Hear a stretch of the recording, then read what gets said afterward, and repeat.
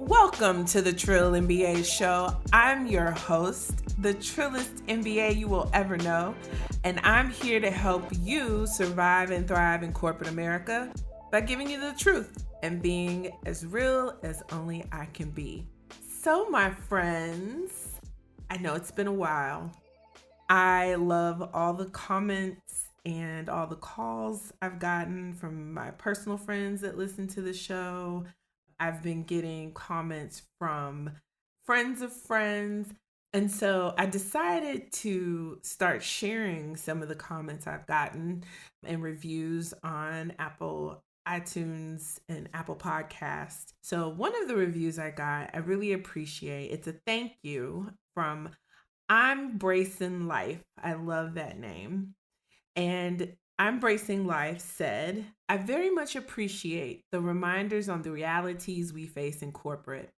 After years of trying to fix myself, I was led to this podcast and it helped me redirect my energy.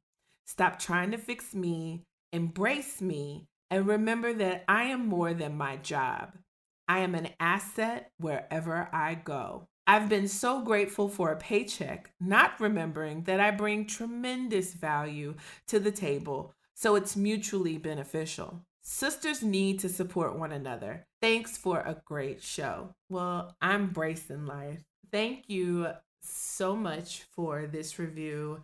It warms my heart. With this podcast, I really, truly want to let us know that no matter what, we can succeed wherever we're destined to succeed. If it's in corporate America, if it's outside corporate America, like, girl, you got this. And a lot of times it's just really, really hard to see the forest for the trees.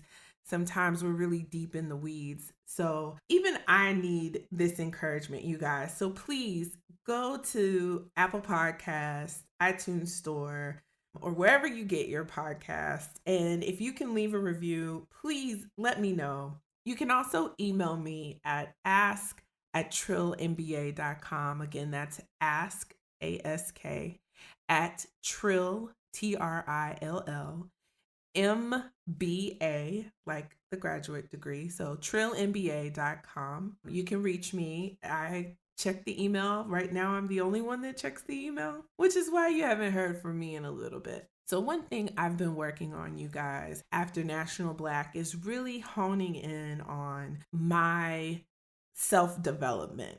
I'm in a season right now, and I'm really working to embrace this season in my life. And this podcast is a part of that. So you will be hearing from me more regularly now. I've been working on content in this season. But today, I want to give a recap of the National Black MBA Association Conference. First, I'm going to start out talking about what you should be doing now if you invested and attended this conference. Then I'm going to share my experience and my key learnings and takeaways. And then lastly, I want to discuss my final thoughts on the experience overall, the pros and cons of going, and what you should be thinking about and doing now to prepare for next year's conference, which is in Houston, Texas. And I'm very excited about that. Anybody who knows me knows I'm a Texas girl, born and bred, hook 'em horns. Just had to throw in that shameless plug. So if this is your first episode of the Trill MBA show, I need you to stop right now, and I need you to go back and listen to the last episode about National Black MBA, just so you can get grounded in what this organization is and the national conference. And then come back to this episode so that you can hear the aftermath of this year's conference, which was held in Detroit, Michigan. Shout out Detroit. I had a ball. It was a great time. So at this point, it's been almost a month since the conference, pretty much a month since the conference. And so by now, you either have an offer, and that is amazing, or you're still in the process of interviewing. But you should have some positive momentum coming out of this conference. What I want to talk to you about is what you should be doing now. And the first thing you need to understand is that you should not be getting discouraged. That is not what you should be doing right now. Also, understand as it gets closer and closer to the holidays, the recruiting process slows down to a halt because hiring managers and decision makers, they start taking vacation, like holiday on the brain for everyone. Companies go on hiring freezes to ensure they meet their bottom line numbers. And people in general are tired from the last 10 months of grinding day in and day out. I mean, dang, it's a lot going on for everybody. And then you have the outside distractions of the whole wide world. Oh, y'all, if you're watching the news right now and you need to take a break, take a break. Remember, self-care, so important. So, if you interviewed at National Black and you haven't heard anything from the company or companies that you interviewed with, don't even dwell on it. As long as you sent your thank you emails, move on. Next. You got to remember, you guys, recruiting is a lot like dating, especially with these Fortune 500 companies. Sometimes you're going to meet these people and they're going to like you and you're going to like them and you're going to get all these good vibes. Like, oh my God, this is going to be an amazing opportunity. I'm so excited. And then you get back from the interview and you're waiting and you're waiting and you're waiting. And just know some companies will just ghost you. It's rude, it's crude, and if the shoes were reversed, your credibility would be shot in the industry. But for some reason, we don't put these companies and their recruiters on blast. We probably should do this. I don't know. What do you guys think? So if a company has ghosted you, please send me an email. Again, ask@trilmba.com.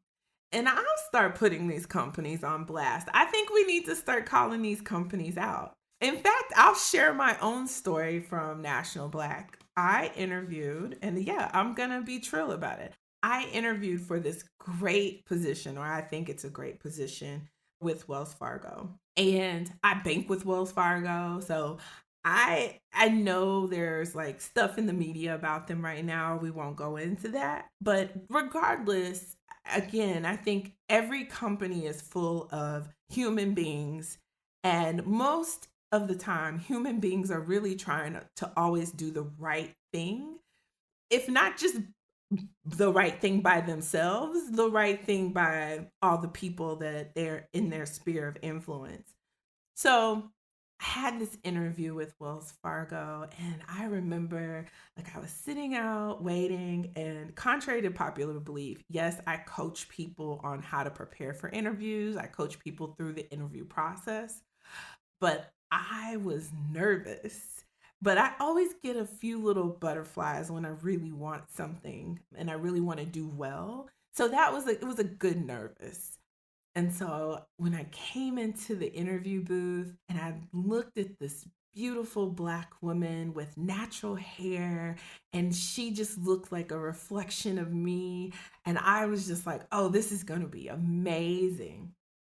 So I was super excited, and we sat down and we started having this conversation, and I was letting her know how I could see myself contributing in this particular role that focuses on African American consumers. And so I was super excited, and she was excited, and she wrote down notes, and I could see her notes, and I was like, oh, this is going great. And I asked my really good questions that I have that are, always wonderful. And it was like a magical date. It was like, here's this person who I admire their experience, and they were consortium too. So we had, things in common, and I just really was excited, right? Afterwards, I left there, after you have a really good date and you leave and you get home and you call your best girlfriend and you're like, oh my God, girl, let me tell you about this guy. That's how I felt. I was like, let me tell you about this company and this interview and the woman who interviewed me. It was amazing. And then I got home and I sent all my thank you emails. You know how you send that thank you text like, I had a really great time, and you like hoping that you'll hear from them and they'll text you back and you'll hear from them again because you just know they had just as good of a time as you did. And then nothing. Absolutely not one goddamn word. It's been a month. I feel like Issa on Insecure when old dude ghosted her this last season. Sorry if I spoiled that for anybody. But yeah, like what had happened? So then 2 weeks ago, I emailed the recruiter who has set up all my interviews. Again, nothing. I have heard not one word. And so at this point, I'm just like, okay, it's okay because this happens. Should it happen? No. And I guarantee you, probably in about, maybe sometime in December, January, most likely at this point, what'll happen is I'll probably get an email. It'll be a form email and it'll say, thank you for applying for XYZ role. And although we found your candidacy very compelling, we have decided to go with other candidates, blah, blah, blah, blah, blah. Well, at this point, it's been so long, I've forgotten about you by now because guess what? I'm talking to other companies. So, you guys, you can't take this stuff personally. I share this because, again, I bank with this bank, right? So, I'm not going to go out and like take all my money out the bank and find another bank because blah, blah, blah. I'm not uprooting my life in any way because of this experience. It's just duly noted. And I just want to call them out. So, hey, Wells Fargo, you have an opportunity to, communicate better. That's how you find the best talent. And unfortunately, with National Black, there's going to be a lot of this because a lot of companies don't know how to recruit at this conference. There is a lot of training that needs to take place that's not happening. I'm going to put it out there. I would love to construct this guide of how to recruit at National Black for these people. But, a lot of people think they know what they're doing, but they invest all this money and they do all this, whining and dining and, oh, we want diversity. And well, yeah. If you look at a lot of these companies, maybe in 3 or 4 months, and if you could go back and ask them, like, well, how many people did you hire from the National Black MBA Conference? And let's do the double click on that question. How many people of color did you hire at the National Black MBA Conference? Oh, and let's do one more double click. How many Black people did you hire from the MBA conference? And the answer, unfortunately, would be 0 to none. Unfortunately. There are a lot of non-Black people that do attend the conference to interview with companies that either don't come to their school, or it's a lot of times because the recruiting for the conference is so early in the season for MBA students. It's like a little leg up in a way to come to the conference and talk to companies before they even come to your campus. And although this is very irritating to the people at the companies, they don't not talk to people. And if you are polished and prepared, you quite frankly can get an interview, and you quite frankly will be pushed on to more rounds, and you can land a final offer either for an internship or your first job out of your MBA program. So again, National Black, is it perfect? No. Is it an investment? Yes. Can it be very fruitful? Yes, if you are prepared. So I don't want you to get frustrated with this process though. I want you to think about it for what it is. It is very much like dating. In a very patriarchal example, you are the beautiful woman with all to offer this wonderful man. That's the company. And the man is going to wine and dine you and tell you how wonderful you are and look at your all your credentials, i.e. your resume, and ask you questions about yourself, the interview, and learn all about you, and then figure out if you're the best fit, and then offer you a proposal, i.e. a job offer in writing. So just hang in there, you guys. Do not get discouraged. Don't put time constraints on this process either. Don't be like, oh, I have to have a job by XYZ date. You're setting yourself up for failure when you do that. And you're also going to make fear based decisions. And you don't want to make fear based decisions. So please, please, please do not set yourself up for fear based decisions in making timeline deadlines that are arbitrary just because it's how you feel. Go with the process, let go, let God. You're going to land exactly where you're supposed to be. You're going to have food in your belly. You're going to have a roof over your head, and you're going to be just fine. I promise. And if that's not the case, email me. We can talk about your particular situation. Now, that is a month after National Black, what you should be doing now. And just remember, like, count it all joy. So, I want to talk about some things that I learned at National Black because it is a huge process. And sometimes I am guilty of this. I have placed my self-worth and my self-esteem in this process, which is no bueno. It's not good. So, what I want you to remember is that this process is highly subjective, and humans are not objective at all in the hiring process. I know we have the star statements, the car statements, but this is not a objective process. I don't care what we do to try to make it as objective as possible. This is a subjective process. So people go by how they feel the person will fit. And we play this dance of asking questions and giving the best answers we know how. One of the things I really learned from this conference is not to place your self-worth or self-esteem in this process. If a job is for you, you will have it. If it's not for you, you will not. Point blank, period. I was talking with one of my workshop participants, and he said he felt like he was losing because of the no's that he was getting. And I was like, you can't lose something you never had in the first place. Like, you're just interviewing. And I'm all for positive speaking, but if I don't hit the lottery, I'm not going to say that I lost the lottery.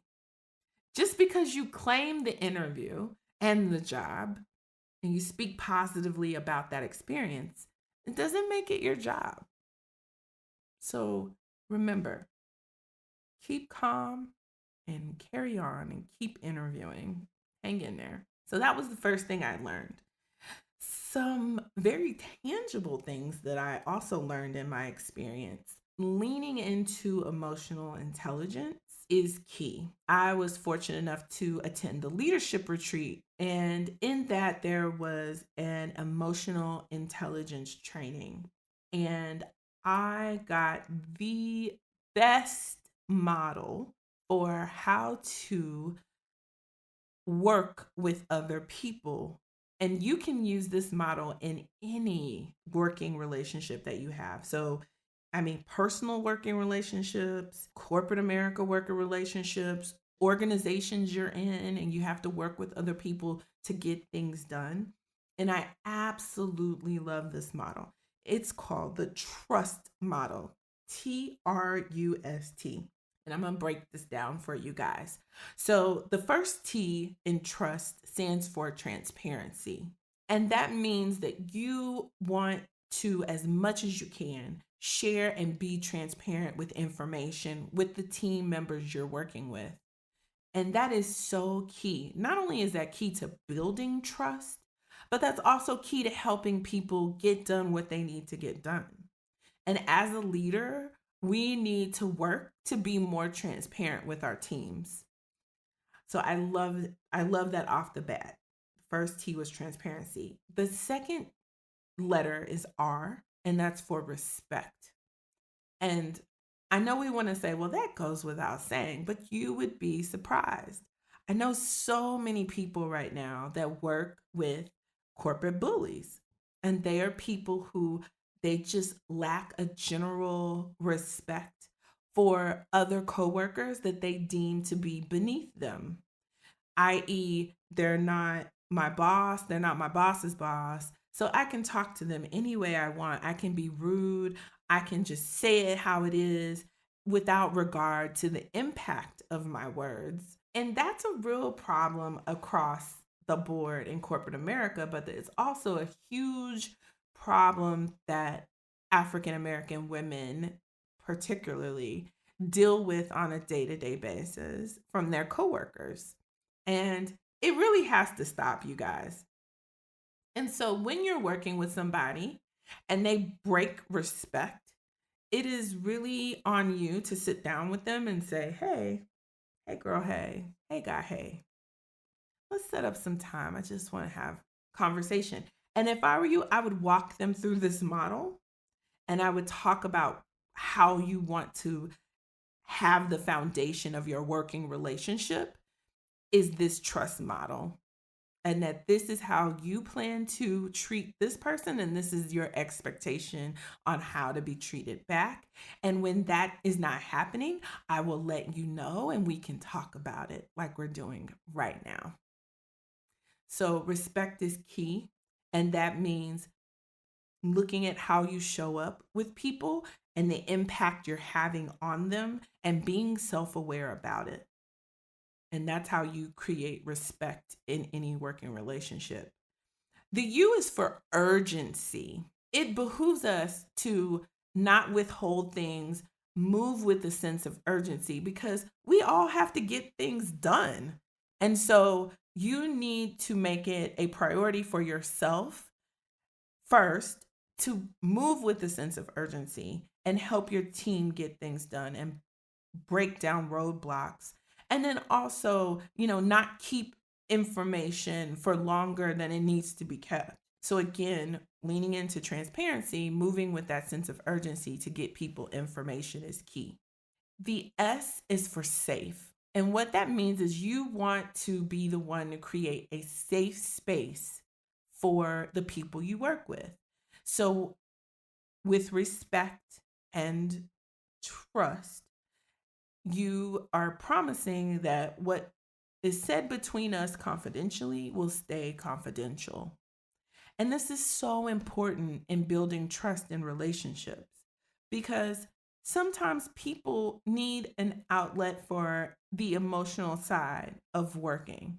We all have emotions, and it's not healthy for us not to express those emotions in a positive way and not be able to, say, hey, this is honestly frustrating for me because of XYZ.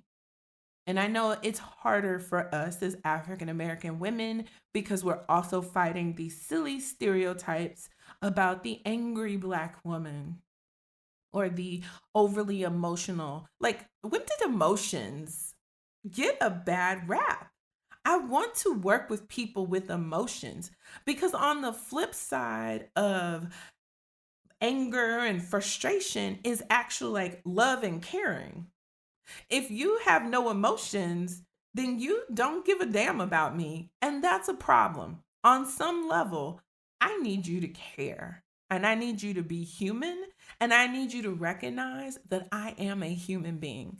Despite what the world and all the history books and all the history of slavery has taught these people here in the world, about people that are melanated. We are human beings and we need to be treated as such, and we need a place to be human. And that just doesn't go for African Americans. That goes for everybody. But everybody needs to recognize this and create safe spaces in your workplaces so that we can positively get things done. The last T in the trust model is for teamwork. No man or woman is an island by themselves. You guys have heard that over and over. But think about how true that is. I have never been able to accomplish anything, and I mean anything, without the help of other human beings. And I know I am guilty. I suffer from not asking for help. That is one of my opportunity areas, and I'm working on it. I recognize it. If this is you too, raise your right hand and pledge to me now that I will work on me recognizing when I need to ask for help, that I am not superwoman. I do not have a cape. I am a human being, and I'm going to start asking for the help that I need. And that is the crux of teamwork, that you lean on each other to get things accomplished in your corporate life, career life, in your volunteer life, in your personal life. You cannot do life alone, and you need to create teamwork around you to get things done. And you need to operate in the spirit of teamwork. And what does teamwork mean? That means creating all the other things I just talked about, creating transparency, having respect, working with a sense of urgency, creating a safe space. And then the foundation is teamwork and working together and knowing that you are not a one man or woman show. I got that from the leadership retreat, and it was amazing for me. Like, it was eye opening to me. Like, I have used this model in my interviews to explain like the type of leader I am and the foundation of trust in this model that I want to use to be a driving positive force in the work environment. I really love it. I'm going to start incorporating this in everything that I do. Thank you for that workshop. It was amazing. So, the other thing that I got from my experience, I was fortunate enough to ride on the People Mover. So if you are from Detroit, downtown, there's like a little like trolley in the air that moves from a number of buildings to the convention center all around downtown. It is amazing. It's like 75 cents, and you jump on there and you just go to where you need to go. And it was amazing, especially because it's summer. It was summertime, so it wasn't cold or snowing or anything. So that was great. But I was on this People Mover and going back to the hotel from the convention center, and I happened to run into one of the board members of the national organization. And she is an executive at, let's just say, a telephone company. I don't want to put it all on blast, but if you look her up, you will be able to find her. But I wanted to share what she shared with me because it was so key. So the story goes like this. I always ask people who are executives, ask them a question that basically is saying, hey, what advice would you give me if you were me? But they don't know me. So the way I ask the question is, if you could go back to your 40-year-old self, because I'm 40 right now, but I usually use my age and I say, if you go back to your 40-year-old self, what would you tell your 40-year-old self? Or if you could go back to your junior executive self, what would you tell your junior executive self? And I asked her this question. And she said, did you go to the opening keynote? And I said, unfortunately, I didn't because I was preparing for interviews. And she goes, oh, well, this guy talked about a success model, and success equals IQ plus EQ plus CQ. And I was like, CQ? And she was like, yeah, it's curiosity quotient. I was like, oh. I was like, well, yeah, I've always been nosy my whole life. So I got that down. And I know I got the IQ down, but the EQ is something that it's a muscle I have to build and continue to work on building. And I've gotten some strides, I can tell, but still got some work to do there. But she told me, she said, when I think about that model and in my younger self, I would go back and tell myself, lean into your EQ because IQ can only get you so far. And I leaned into my IQ because I'm smart. So I was getting things done. And I know I can do great work. And so I lean into the IQ because when it came time to go to the happy hours and the corporate outings and the, staying after for drinks and stuff, I just didn't want to do that. And relationship building is the most important asset that you can have when you're working on your career. What we forget is that we cannot do anything without the help of others. And because we have these high IQs and we're extremely capable beings, we have this false sense of, well, I will just work really, really hard and they can't deny my work. Well, guess what? They can, and they do all the time. Especially as you move up the ladder, the work becomes even more subjective, which means you can work 80 hours, 90 hours a week, sleep 3 to 4 hours a night, and barely shower and get dressed and work around the clock. And you could have amazing output.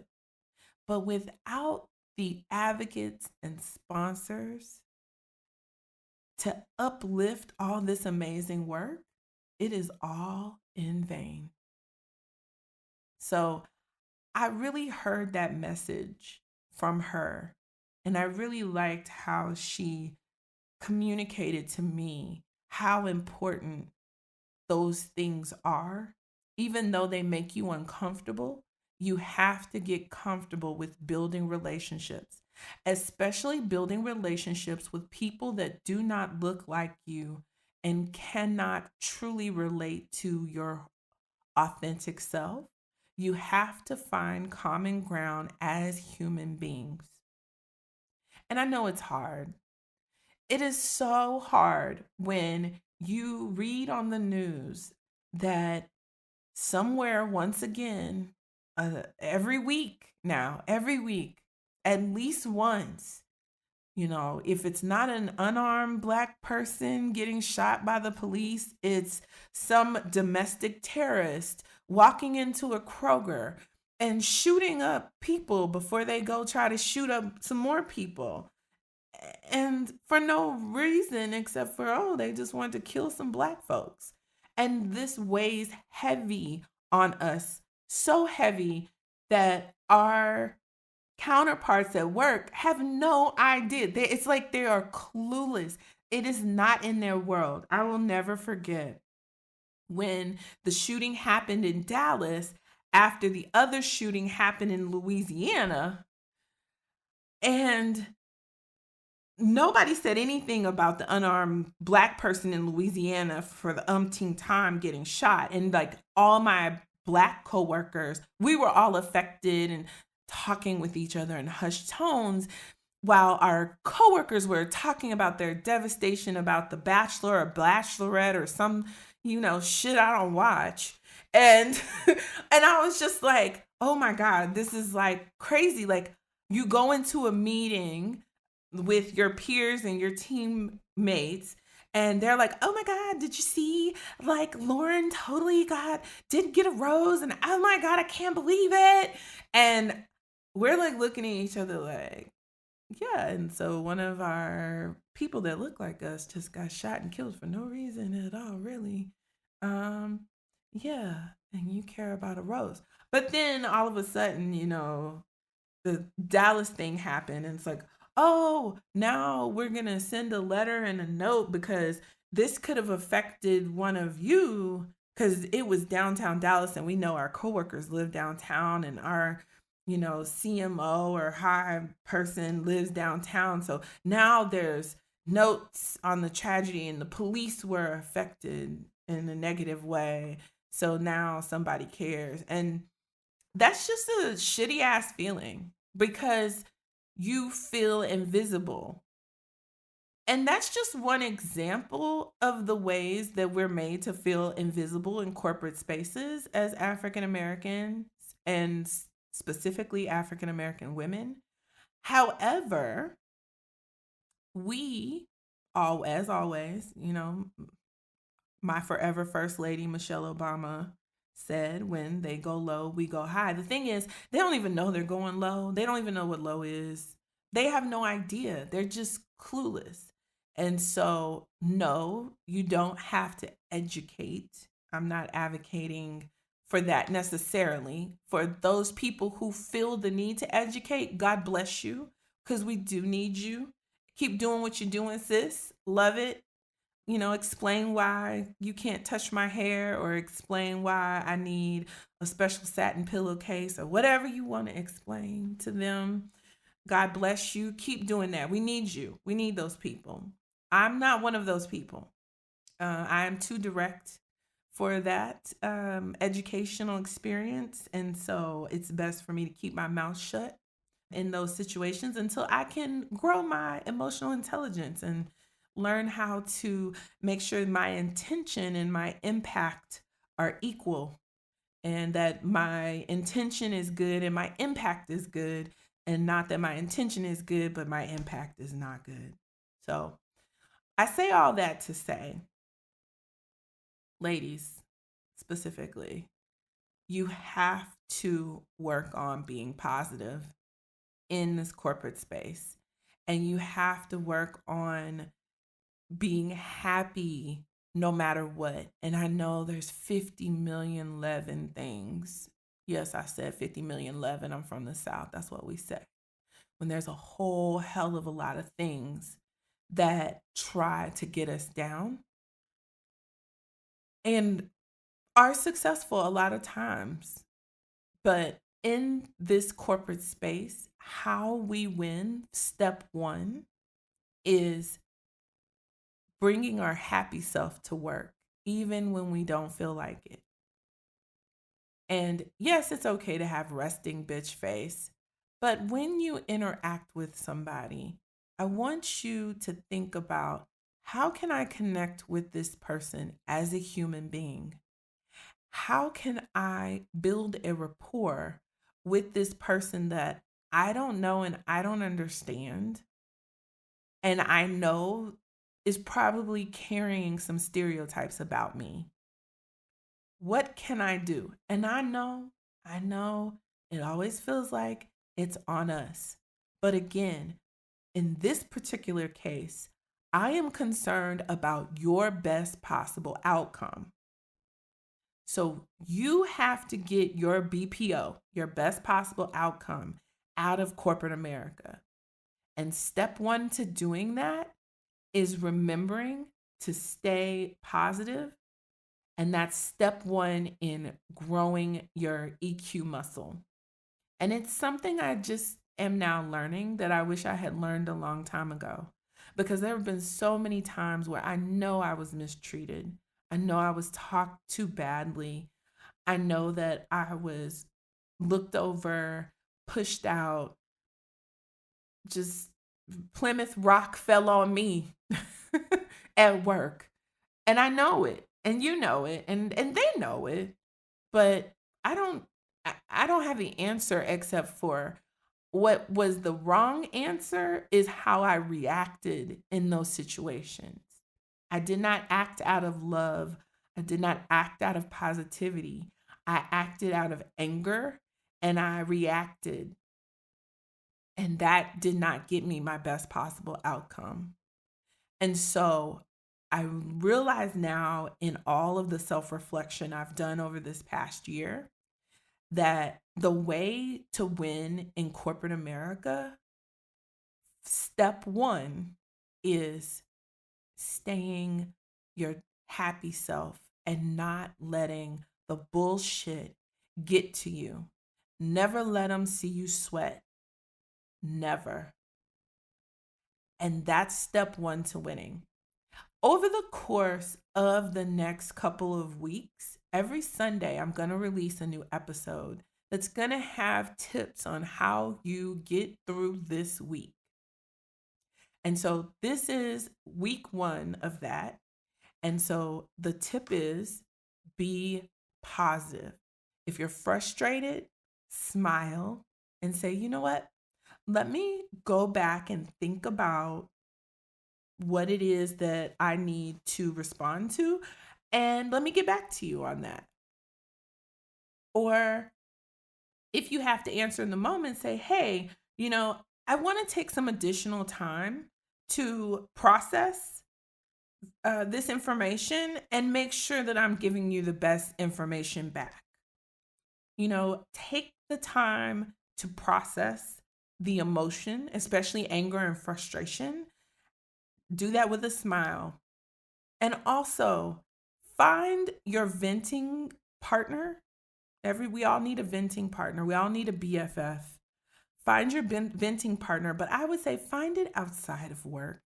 Unless you have that one person, like I have my work BFF, and we're tight as glue and thick as thieves. So I know that venting doesn't go anywhere else, but you don't want people to feel your negative emotion, your negative energy, and I say negative, I mean your frustration and your anger. You don't want people to feel that. You don't want people to know that. What you want people to know of you is class, dignity, and grace.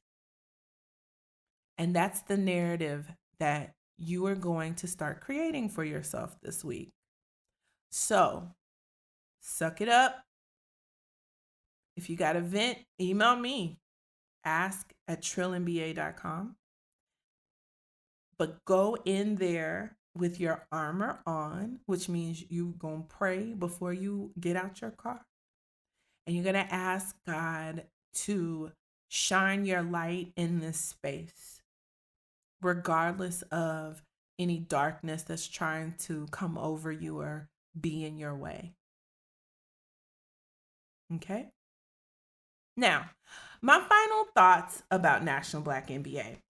We're going to get ready for Houston. So, the first thing I want to talk about is National Black MBA a good investment?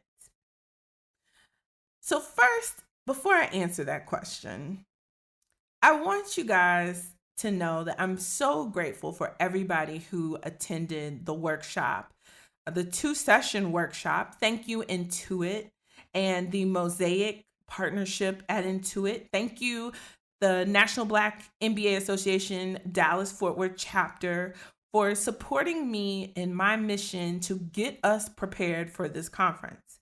If you are not prepared for this conference, you are wasting your money. So is National Black MBA Conference a good investment? Yes, if you are looking for a job or you're looking for personal development. It is a great investment. It's an investment that you can get your employer to sponsor for you if you plan ahead. So start thinking about, as we go into the new year and you're looking at your objectives, think about possibly attending the conference into your objectives and see if you can't get support from your company. And i.e., when I say support, I mean money. Let's be real clear, not just the time off, but the money to attend the conference. You should really be thinking about that now and start thinking about how you're going to bring back something that creates impact from the conference.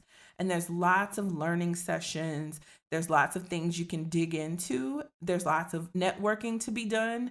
There's many, many ways that you can gather information from this conference and bring it back to your company and do a share out, a lunch and learn. So not only does that justify the investment for your company, but then it also shows you in a leadership light. So it's a win-win for everyone, but you need to start working with your manager now to bring this to fruition for next September. So should you go next year? Absolutely. You should go next year. You just need to prepare. I plan on going next year. It is going to be amazing. I also plan on holding again another preparation workshop, as well as doing resume audits and one-on-one coaching. So look out for that next year. Definitely want everyone to be prepared. Now, we have come to the end of our time today. I hopefully have left you with some great nuggets for you to start out your week. I want you guys to have a happy and relaxing Sunday. If you're listening to this today on Sunday, I'm recording now on Sunday. My hope and my intention for this podcast and for you listening is that you believe in yourself, believe in your abilities, no matter what may be happening out there in corporate America, to you, for you, against you, with you, however it's happening, that you have unshakable faith in God, faith in yourself, that every situation will turn around for your favor. And that is the absolute truth. Nobody can take your education, your experience from you. And just know these companies, again, dating you guys, dating. So don't take it too seriously. You're not really married to that place. And if you're having a hard time, use your sister circle outside of work. Use me as a resource. That's what I'm here for. But whatever you do, leave your frustration and anger in your car, at home. Walk in there like the goddess that you are and beast this thing out. You got this. No matter what situation you're in at work, you got this. So have a great week, and I'll have more nuggets for you next week. The Trill MBA Show is a Fair World Corp LLC production, executive produced by Felicia and Rose Enuha. Music is Kick Push by Ryan Little. Keep it trill every day, y'all.